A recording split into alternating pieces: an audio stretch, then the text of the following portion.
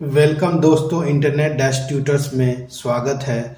आज के वीडियो में मैं आपको बताऊंगा ये हवन का राख है, इससे आप क्या फ़ायदा उठा सकते हैं। प्राचीन समय में भारत में जब भी कोई बच्चा बीमार होता था या घर के परिवार के सदस्य बीमार होते थे तो ये हवन का राख उन्हें चटा दिया जाता था। तो उससे एक मान्यता था कि जो झाड़ने वाले लोग थे उससे आदमी की बीमारी ठीक हो जाती थी, माता जी का आशीर्वाद मिलता था, भगवान का आशीर्वाद मिलता था।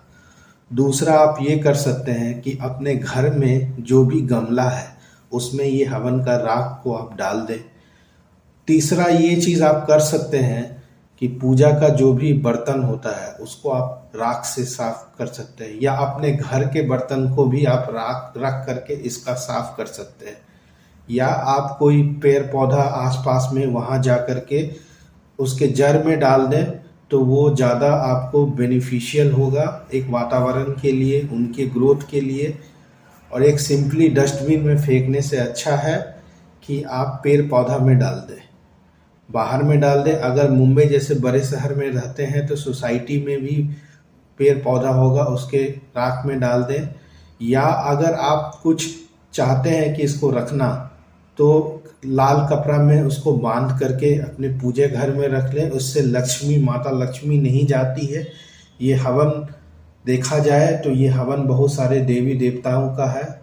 और अगर आप इस राख को, जैसे अघोरी होते हैं वो इस राख को अपने शरीर में भी लगाते हैं, तो ऐसे तो नॉर्मल लोग ये नहीं लगाते हैं, लेकिन एक साइंस देखा जाए तो इससे राख लगाने से जो भी शरीर की जो बैक्टीरिया होती है, जो भी खुजली या शरीर की स्किन इन्फेक्शन होने रहती है, वो सब सारा प्रोटेक्ट होती है।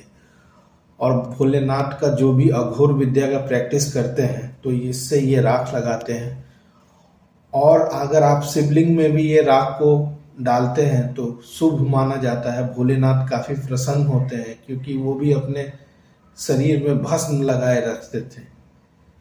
तो ये हवन के राख को पानी में जा कर के या किसी तालाब में जा कर के या किसी बड़े से नदी में जा कर के उसमें आप इसको विसर्जित कर सकते हैं। उसमें शुभ माना जाता है क्योंकि उसमें देवी देवताओं का वास रहता है। तो उसमें आपके तुरंत जाने से आपकी जो जो भी मुरादें होती है वो पूरी हो जाती है। या आप इस राख को शमशान में भी जाके रख सकते हैं, तो शमशान में रखने से भी आपको काफ़ी अच्छा बेनिफिशियल होगा। शमशान घाट में अगर ये हवन के राख को आप उनकी मिट्टी में डालते हैं तो घर की जितनी भी नकारात्मक ऊर्जाएं होती है वो चली जाती है।